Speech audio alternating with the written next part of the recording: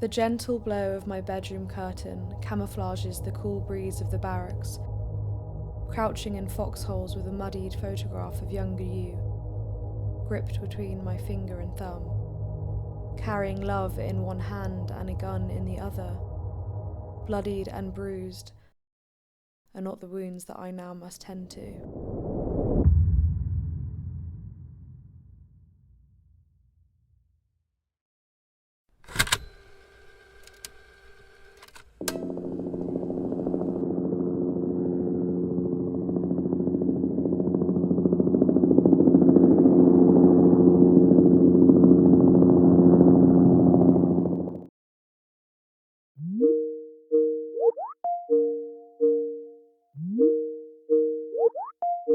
Oh, I got you, I think. Yes. Hey, Dad. Hello, can you hear me? Hello. Yes, I can hear you. Hiya.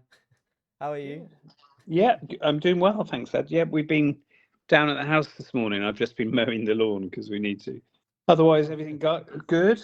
Good. Got the golf coming on shortly and all fine. And you're doing all right, are you?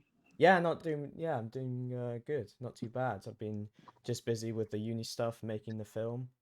Um, Cool. yeah. I've just been thinking about the final projects of film, and I just wanted to guide this conversation towards memory, Yeah. to talk Okay. about, the moments in the military, but I also like to see how it also affects others having the same experience. Because me and the family growing up, we watched you go through different phases in the military. Do you still think about it much? As in, do I think about the early days that when I joined the Air Force? Yeah. Yeah, I do. I mean, I could talk about that for a little bit if you like. Yeah, no, go ahead. Yeah, the cadets, like lots of people, when you were younger at school, I was in the cadets and enjoyed that, but wasn't quite sure what I was going to do. I did a flying scholarship when I was 17, so I learned to fly and I got my private pilot's license before I was learning to drive, and was a qualified pilot age 17, which was just great. Yeah, but I mean, with me growing up, I've always seen you as a big leader in the military.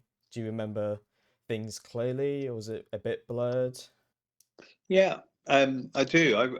I think early on when you join as an officer in the military, whether that's Army, Air Force, or Navy, or Royal Marines, I'd seen my father, so your grandfather, Peter Harding. Obviously, he'd been in the Air Force, and I'd watched him and learned an awful lot from him because he'd gone all the way up to the rank of Air Vice Marshal. So having been at home when I wasn't away at school, I'd witnessed how he behaved, and I'm very much developed like him, really.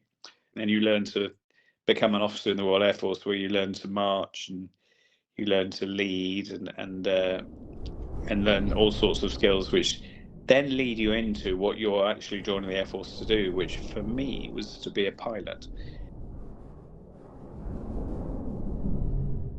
The sound of shells splinter through your morning kisses, crush between sheets and a dream-like memories I see, shrapnel littered on the floor like the fairy dust of the devil. In between, empty screams, moments of warmth like the steam of morning tea with cream that you poured for me. I am reminded of the daily fog, drills, marches, salutes and verbal abuse, airstrikes, a never-ending fight for daylight. You know, you and I both growing up in a military family didn't really expect this. Oh, as in, because I grew up in the military family. Yeah, well, because both of It's us very are quite different. Yeah, it's similar because we both kind of lived a family life within an RAF family. My father and mother were both in the Air Force, and of course, your father's been in the Air Force since you were born, and still serving now, sort of 30. Well, your age, obviously, but I've been serving for about 33 years now. So it's my dad was serving for about 40 years. So it's very similar, different age and different things, but still much the same. You kind of just go into it. you kind of grow into it. Yeah. He flew fast jets, I flew helicopters, so we had a slightly different life. So how did you even learn to handle difficult situations when you're in the military, out in the field? Well, you kind of learn from a young age because you practice. I was lucky enough in the early stages that I didn't, we weren't training to go to war, and we weren't training to go to support people who were sort of potentially in danger. And then suddenly we were, and suddenly I got experience of needing to rescue people and actually pick people up who were injured and take them to hospital. And it was only then that I realised this is what it's all about. And I'd been in already for about 5 years through training and through starting my first flying experience in Northern Ireland. And then suddenly there was a dreadful bomb that went off and killed 28 people, and I was one of the helicopter crews that was flying at the time that had to take people to and from hospital. So at that stage it suddenly became real to me as to what this career was all about and what we were here for. And it wasn't to have fun flying helicopters, it was to try and save lives. And that's sadly what continued to happen after we then got pulled into Iraq and Afghanistan to try and support not just the British Army but the entire force, but also the local people as well who may have got injured. It was up to us to go and pick them up and take them for hospital treatment. So you made good memories in the military. Was there anything that was kind of traumatizing in the military? Well, it was all. You say good memories. Some of them are kind of sad memories, because people don't survive, and as much as you are there to save lives, there are people who don't make it, and sadly, we carried people who'd been killed as well as people who needed saving and going to hospital. So it was quite tough then, the realisation of actually what we're there for is to get people from one place where they've been injured or, worst case, killed, and get them home and fly them back so they can get flown home and their family can be there for them. And it became very real and also, of course, very sad when the fun of flying a helicopter, which was amazing, suddenly became real, and I actually realised, this is actually what we're here for.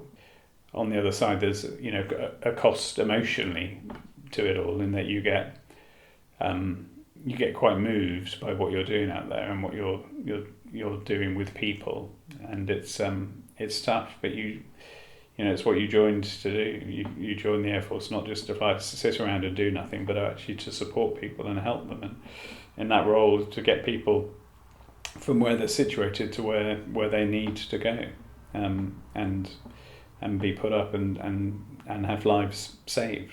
So yeah, it was very moving. Well, I remember you telling us all your amazing stories from saving people. Do you ever think about the things you want to forget and leave behind? No, I don't try and forget stuff, and I don't look back on it, which is different from some people who just like not to go on about it and don't want to talk about it. So, but that's fine. If I can share an experience which may teach people some lessons or people to look out for something. Do you ever think the military changes how people remember their lives? Yeah, I think unquestionably, if you look back on history, and of course military's been there for thousands of years. It impacts, the way we live, and it impacts the way we view our lives and view what we want to do and how we want to behave, and so therefore I think that military input into that is sadly necessary. It'd be lovely if there was no need for military at all and there was no fighting, there was no war, but unfortunately there is a different relationship between different nations and different peoples that sadly countries do that, and they build a military, and we feel for good reason. But probably historically, if you look back on Britain's time, it's probably been fairly challenging and damaging to other countries. Whereas personally, in my personal position, when I'm sitting there flying a helicopter, I'm just looking to save lives. I'm not looking to do anything harmful to people. So it's personally very rewarding when you get to do that, but also incredibly difficult and sad when you sadly don't get to do that, and you have to, pick someone up who's just not made it. My hands fiddle with laces on army boots and oil-slicked rifles that now shake as they pour oil onto a pan to break eggshells, mix milk with a twist of salt and pepper for my lifelong lover. A dark image of myself starts to appear, a mirage of fear and hope, which starts to wilt with rations, rain and rubble. As a helicopter crew, we were very involved, and the crew, whoever we had down the back, we just wanted to save lives. Was there a cost to it all? Personally,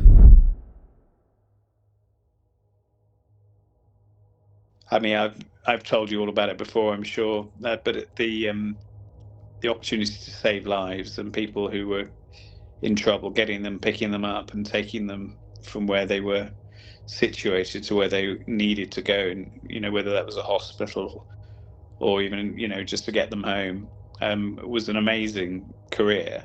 And then to take command of squadrons that did that, and which with everything that went on there, and it's all about people, and it's all about looking after people, working with people, enjoying the company of people, and you make great friends. And I've always been a big fan of that. And in these final years, as you know, and I say final years, I'm still serving now, but I think I'm coming towards the end of it. It's just worth being positive in life, no matter what.